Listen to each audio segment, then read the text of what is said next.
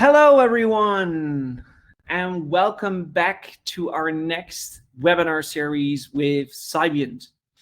And today we will have a great new topic for everyone in which we are going to dive deeper into the realm of cybersecurity. I'm very happy that we are hosting today's webinar with ISACA, who is the leading organization for certification and best practices within the security domain. And before we get started, I would like to explain a little bit around the way that this webinar is structured and how you can participate. So by default, all participants have been put in listen-only mode, but we strongly encourage everyone to interact throughout the session. On the left-hand side of your screen, you can see two main options. One is the chat, in which you can interact with everyone who's there and ask questions to the team that's currently monitoring the chat in the backend. If you have questions for any of the presenters during the webinar, then please use the Q&A box, which you see on the left, so that we can collect all the questions and they can be upvoted. And then Chris and myself will be moderating those questions towards the end. So that's just a little bit of the logistics. Let's dive right into the session today. So before we get started, let me introduce a little bit on the panel for today. Today, I have the great pleasure of being joined by Chris Demale, who's the Senior Director at ISACA. Today, Chris is presenting from Chicago, so it's already late on that side of the planet. So I'm extremely grateful that he has taken the time to be with us here today. And the other person that will be hosting is myself. I'm Jan-Willem Middelburg, responsible for Cybiant in Southeast Asia. And I'm presenting today to you from Kuala Lumpur in Malaysia. So let's have a quick look at what we're going to be talking about today. In our company, our main slogan is to help companies win in the data economy. The way that we do that is through looking at specifically solutions and best practices that will help individuals and organizations move forward. As part of our offering, we train around 2,000 people annually in various best practices in data, automation, cybersecurity, and technology best practices. And for that reason, we've been a long-time partner with ISACA for many, many years, close to a decade. And I'm very excited today to start talking a little bit more around how their offering and their product lines fit within the new elements that we see coming towards the cybersecurity domain. We operate in 4 offices across the globe, in North America and Boston, Amsterdam in Europe, and Kuala Lumpur, Malaysia, as well as Singapore. We've been growing quite rapidly for the last few years. I'm not going to give you too much of a sales overview today, but I just wanted to make you familiar that from wherever you're joining today, there's always a local Cybiant office in the vicinity that can take care of all of your training requirements. Now, what are we going to talk about today? Today's main session is going to be around cybersecurity and the cybersecurity issues that large organizations are typically encountering. And what I've done to kickstart our discussion today is that I've compiled some of the most important cybersecurity trends for 2020-40.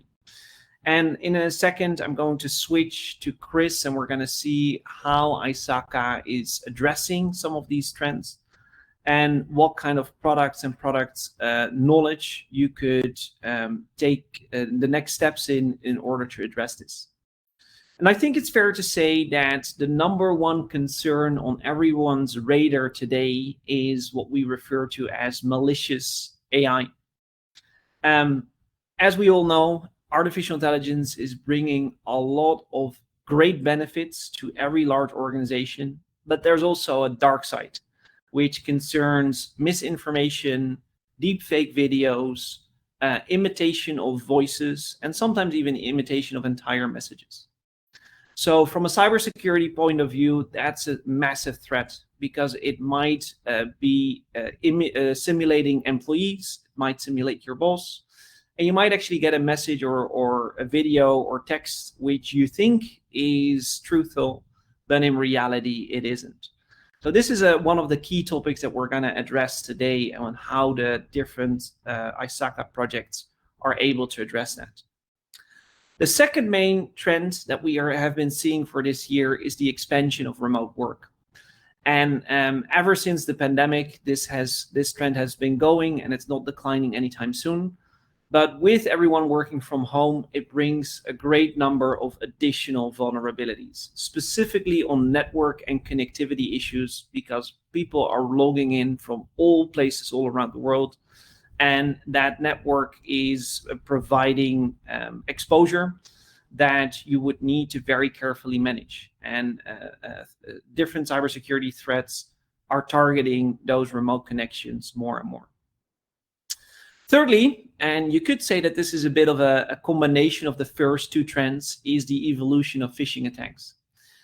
Phishing attacks these days have become more advanced, more professional, and even the best trained cybersecurity professionals sometimes find it very difficult to distinguish real from fake. Criminals have become so well advanced in simulating real-looking organizations with links that very closely resemble the actual companies, that this is becoming more and more of a threat.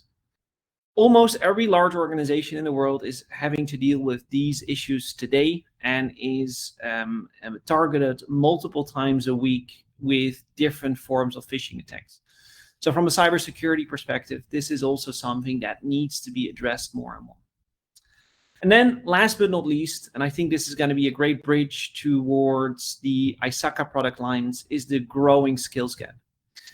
What we've seen in the last few years is that risks of cybersecurity threats are increasing, yet most people in organizations don't have the knowledge, background, or the realization at how severe these threats actually are. And that leads towards a lot of problems. And as these attacks get more advanced, as we've just seen with malicious AI or advanced phishing attacks, this skills gap is going to grow even more. And more people will become a target, and more people might potentially get into a trap of actually clicking somewhere that they shouldn't.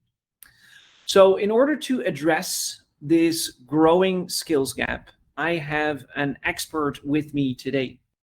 And it's my great pleasure to introduce to you today Chris Demale, who is going to tell a little bit around how ISACA is addressing all of these issues and what are some of the key elements that we can learn from him and how you could upskill and increase knowledge by yourself.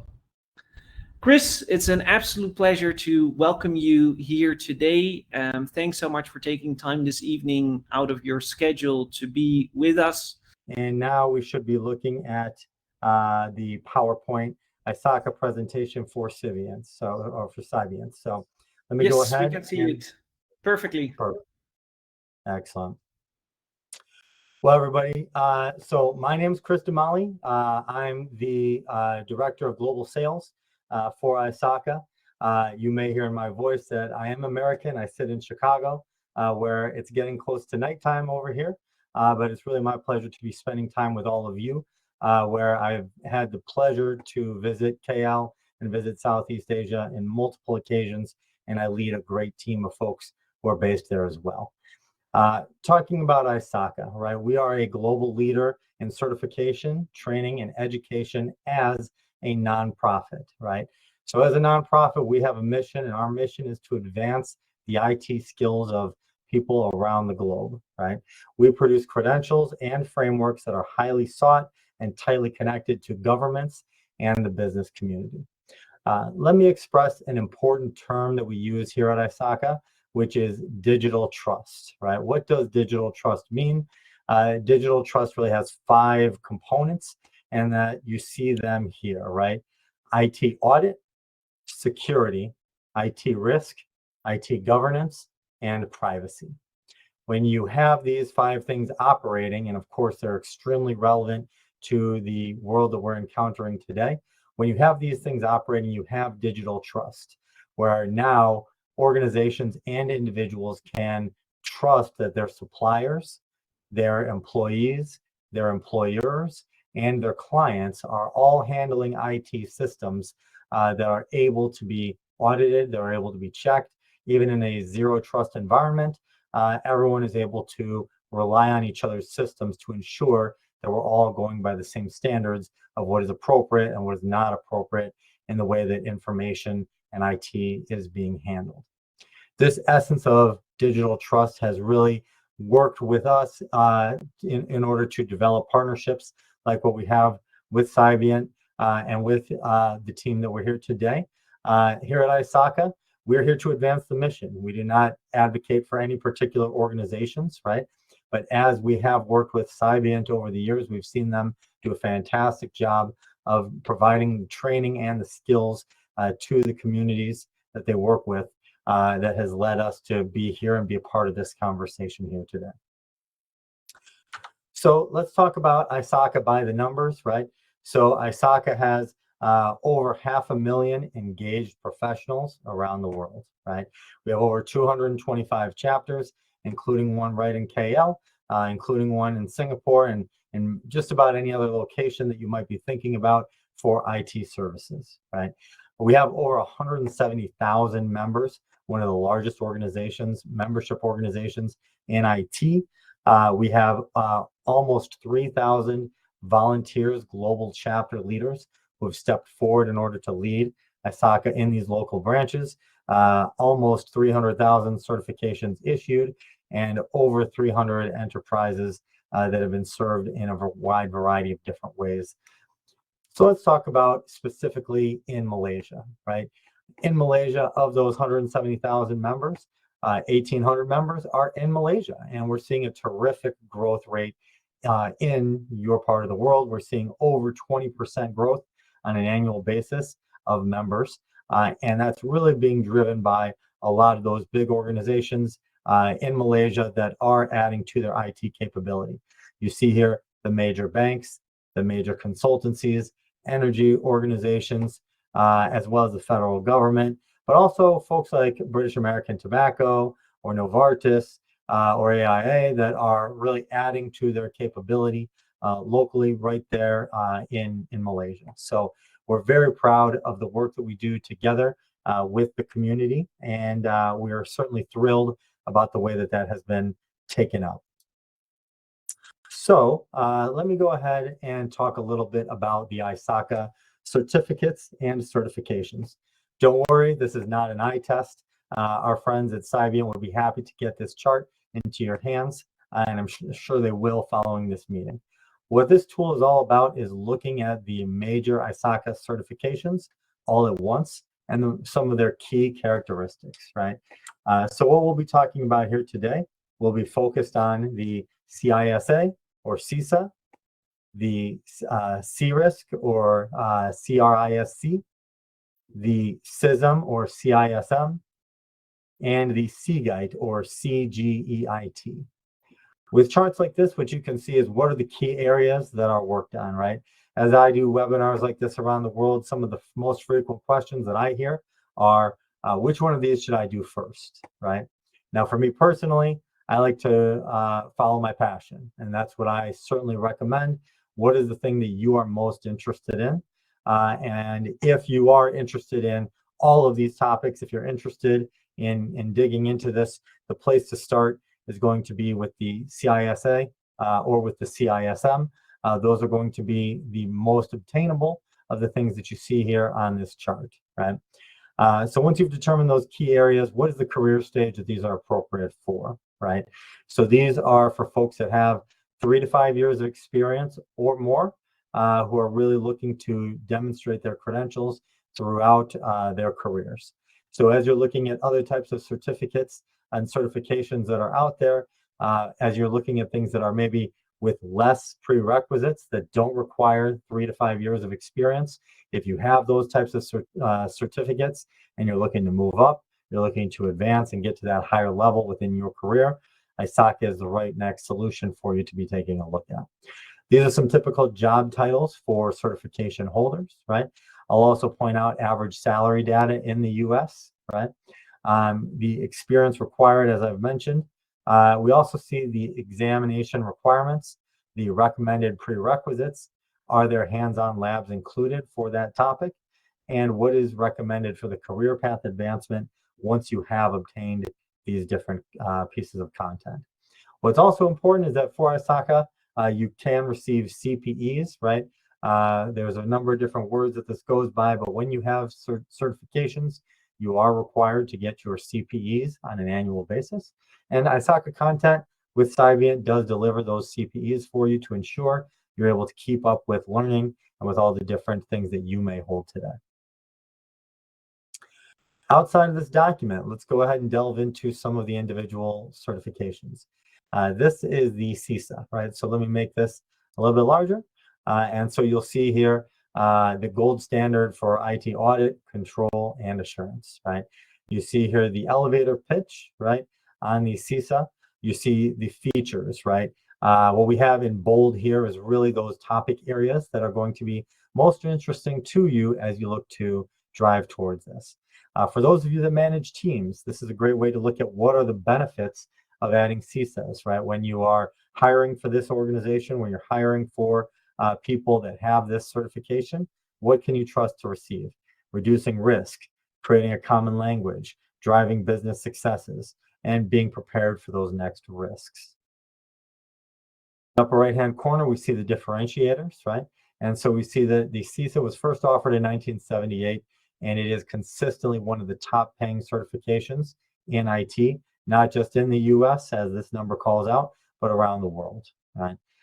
As far as industry trends go, we are seeing that the CISA is an extremely powerful tool for providing audit and assurance, especially as organizations have now expanded out to remote work and added that as a major part of all of our lives. And now we need to ensure that the systems and the tools that we're using are up to the audit standards that are required for our organizations. Right? Well, we also see what is the target audience. Whether you're in this target audience today or you aspire to be in this target audience, CISA is a great solution. It continuously wins many awards and recognitions every single year. And we also see that when you think about the competitive landscape, you can see here things like IIA, which is a great organization, right? And the IPPF standard, including things like CITP, CompTIA, ISC2. These are all great organizations, right? While some people might be comparing us versus them, and certainly that comparison can be warranted in the right scenarios, but we also partner more often than we compete. And most people who end up getting something from these other organizations tend to turn to ISACA when they're at that stage in their career and they want to now get to that next level. Here are some common questions. Why should I get this? Is it necessary for my job today? You'll find that here on this battle card. What are the pain points, right? What types of problems do CISAs often solve for? And you'll see here, you'll see that here as well.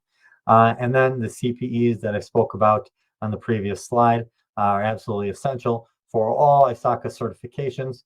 You're required to do 120 CPE hours every 3 years and at least 20 hours every individual year. Right? So that can be a big burden, but it's also a great way to ensure you're up to speed with everything that is required. We've seen 160% increased demand for CISAs since 2018. ISACA delivered about 40,000 exams last year alone, and during that time period, that represents about a 20% growth from what we had seen in the previous year as well. Right? Here's a great quote from the types of folks that do receive the CISA, and a very important piece that I want to call out here. It is ISACA's most popular certification, and it is going through an update in 2023. 2024, and typically we do these about every 4 or 5 years. The last refresh for our CISA did happen in 2019. And so what this means is that we're updating the content. Certainly a lot of things have happened since 2019, and it's essential for us to ensure that this keeps its place in the business community by being up to speed with all the new developments. Stepping away from CISA, let's now talk about the second most popular item here at ISACA, and that is the CISM, right? CISM, the operative letter here is the S for security, and we all know how important security and specifically cybersecurity has become over the course of the last few years or last decade, especially, you could say, right? CISM is recognized worldwide as the preferred credential for security managers. So for those folks who have obtained the skills on the keyboard that are now able to be security operatives, when you start thinking about design, when you start thinking about systems, when you start thinking about management, that's where the CISM is extremely powerful and useful for you to advance those steps in your career.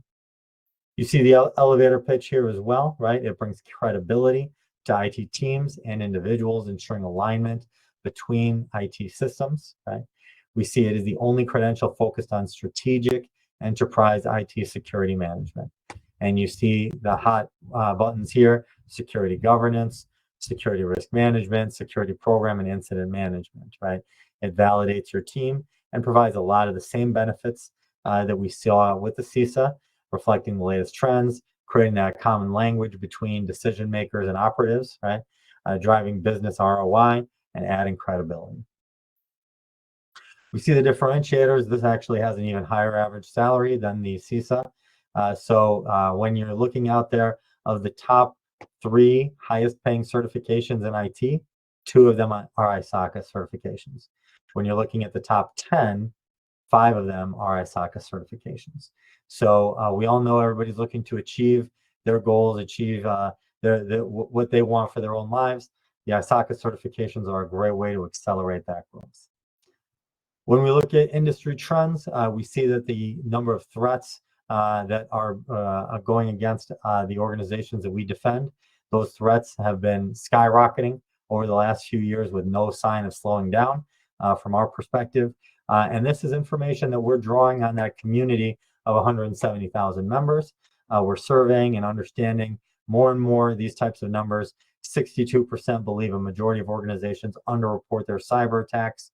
78% anticipate a surge in demand for technical cybersecurity contributors in the coming year. That's no surprise. That's certainly something that we're all getting bombarded with almost on a daily basis. On the back side of the sheet, what we're seeing here is the target audience, right? And so you're seeing more about what are the types of professionals that you are, that you'd like to be, what are those organizations that you want to be a part of, and what are the contributions that you want to make to those organizations. Awards and recognition, those certainly arrive in leaps and bounds for the CISM as they do for the other ISACA certifications. And when we look at the competitive landscape, there's some great stuff out there, right? CISM does go hand in hand with some of these others that you see out here. I have mentioned ISC2 and CompTIA, certainly organizations that provide useful certifications, and the CISM goes hand in hand with those, adding a different component of management and design that those do not. We see here the same objection handling items. If you're questioning yourself, wondering why you should go through this, is this the right thing for you? This is a great place to take a look at that information. We also see what are our pain points. One thing about CISM is that it satisfies many regulatory requirements, including in Malaysia and in Singapore, as well as the US, the UK, Australia, India, just about anywhere in the world that you might name off the top of your head. CISM is aligning with something that's issued by the government in requirements for working on sensitive projects. I'll talk about one example from the US.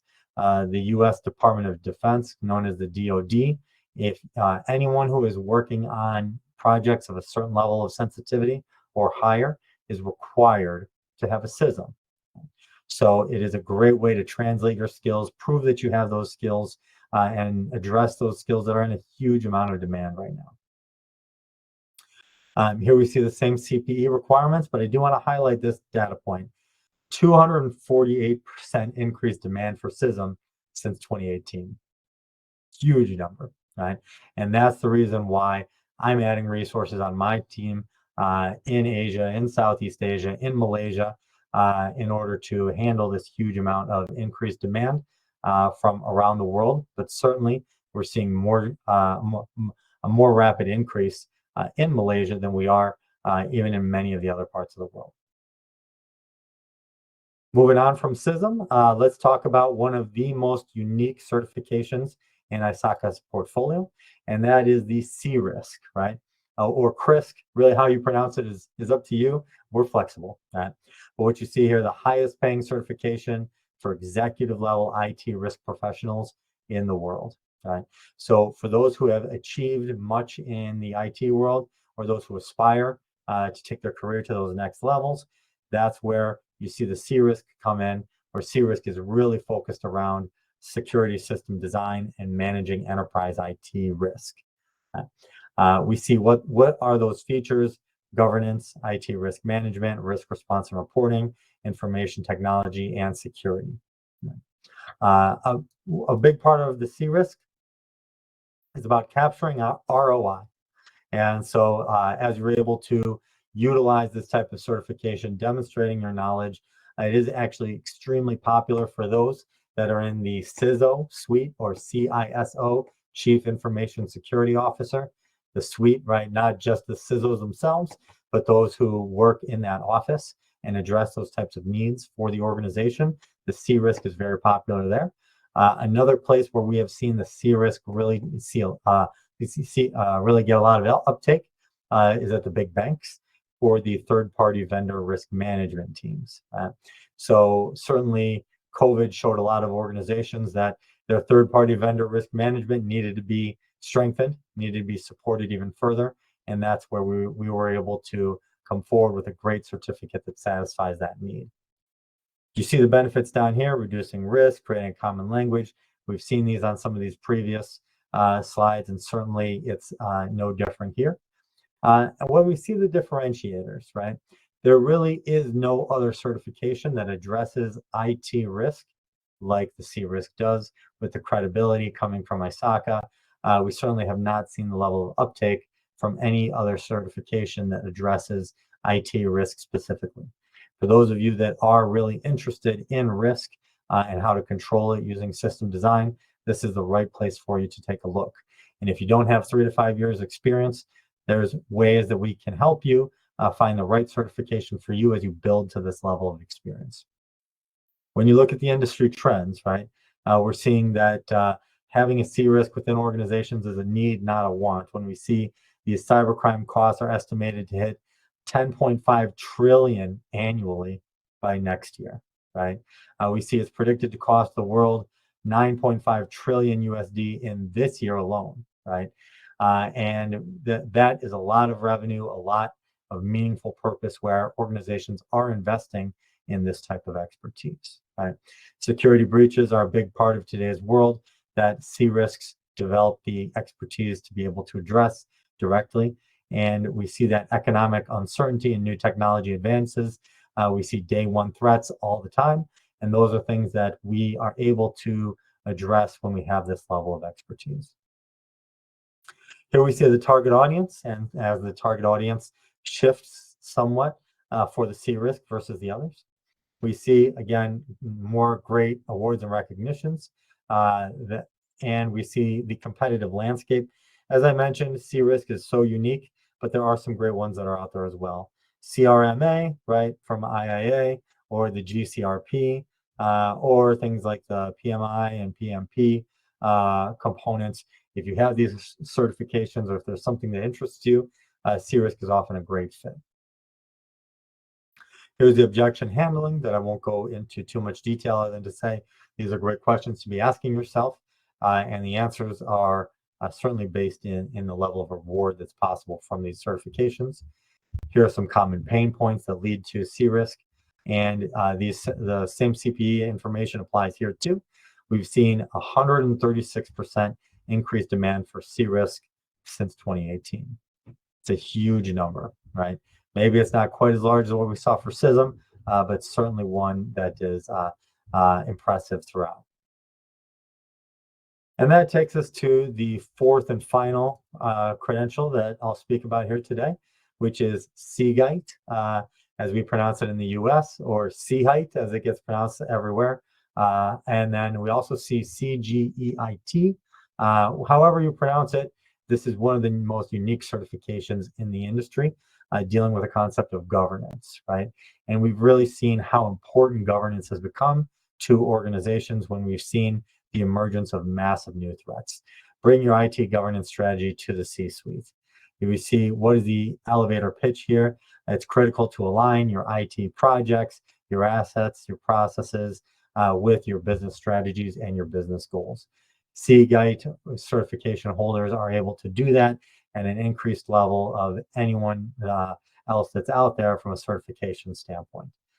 We see what are the features and the areas that Cybiant covers, things like governance on an enterprise IT framework, strategic management, benefits realization, risk optimization, and resource optimization. We see these benefits to the organization. These are becoming familiar to us by the fourth slide, but certainly no less potent for being repeated throughout many of ISACA's certifications. As far as differentiators, the Cybiant has been around since 2008, and it's been earned by over 10,000 IT governance professionals, right? So the number is lesser than for example, the CISA, the CISM, and the CRISC.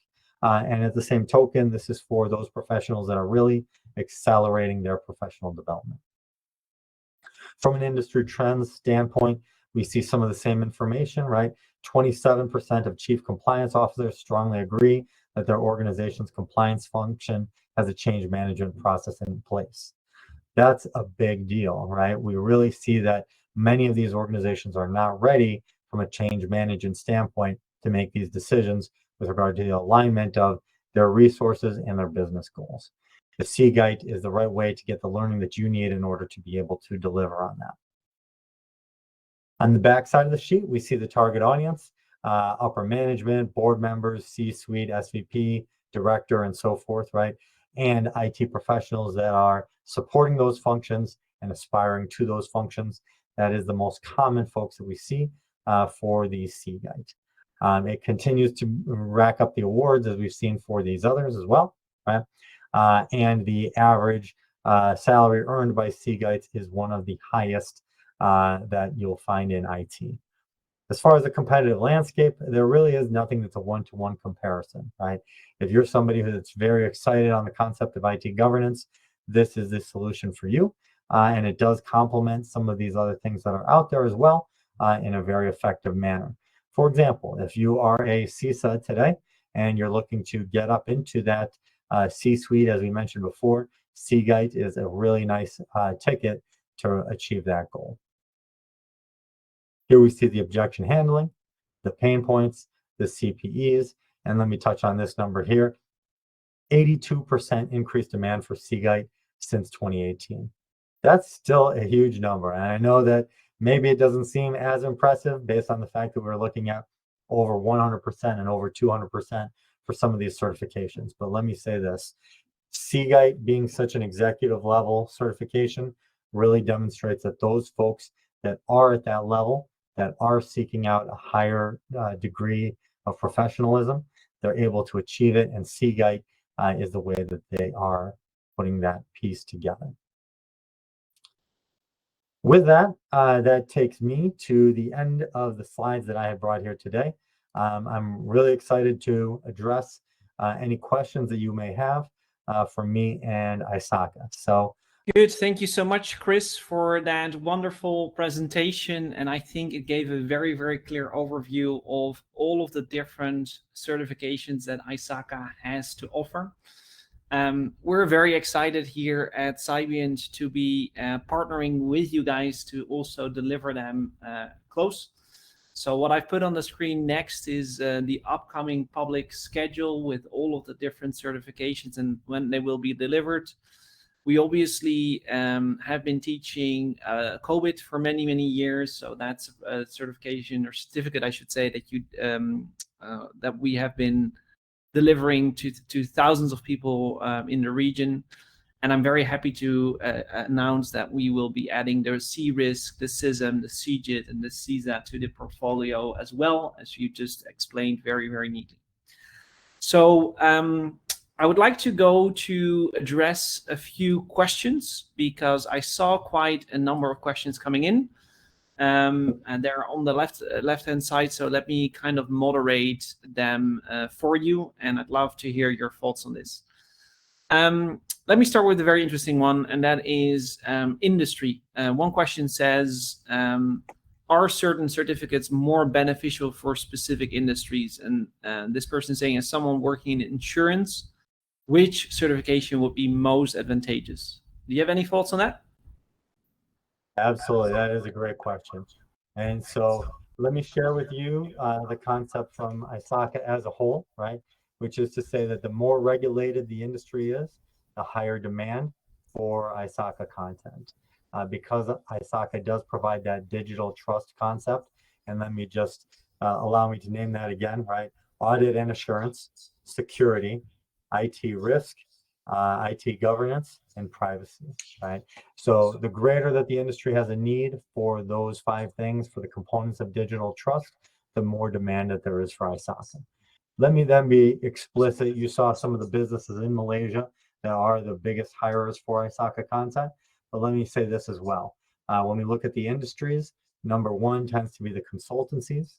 Number 2 tends to be the federal governments, right? And state governments as well. But federal tends to have a lot of that impact. Number 3 is the military and defense contractors. And then number 4 is the banks.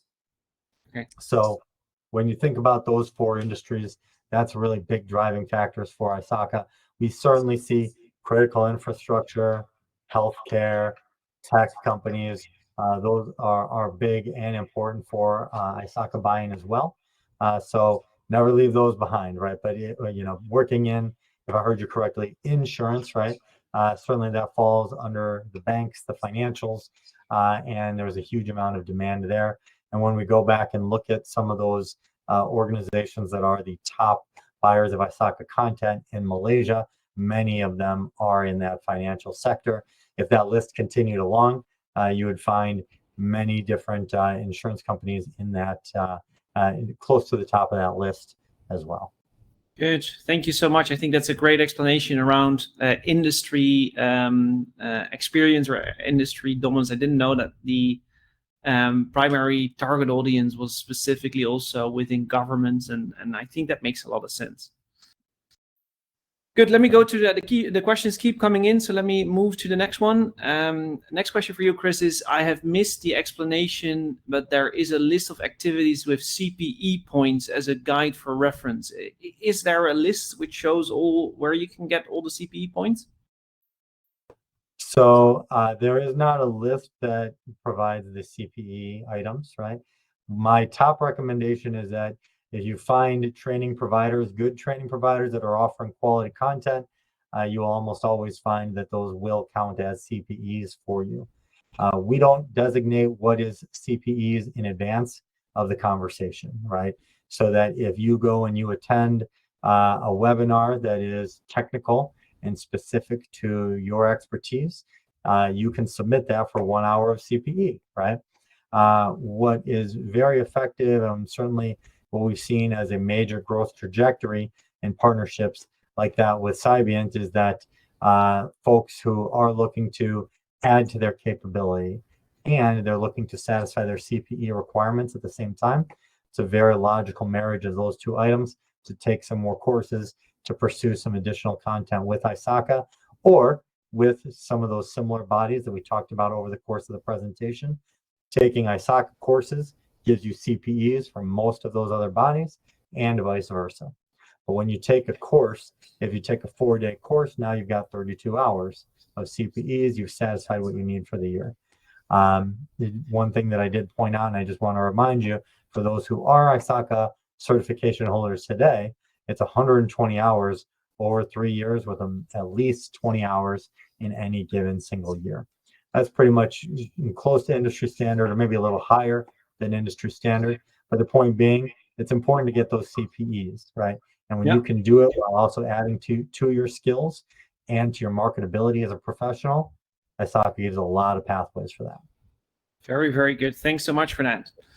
Let me do maybe two more questions. One is a little bit going more in depth, so I don't know if you could comment on this, but the question is, how does CISA differentiate from CISSP or CompTIA Security Plus?